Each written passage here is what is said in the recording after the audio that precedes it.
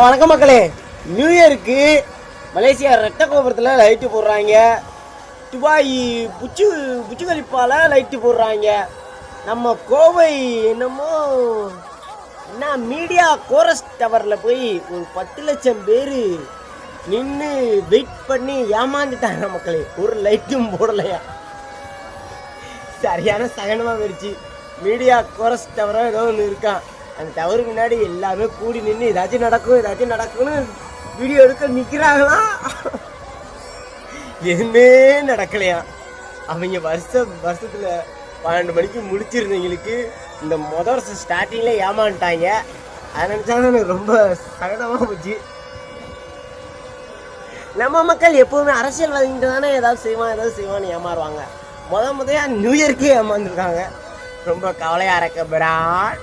நீங்கள் நியூ இயருக்கு என்னத்தை லைட்டை போட்டால் பிடிச்சிங்க அப்படின்றத கமெண்டில் சொல்லிட்டு போங்க.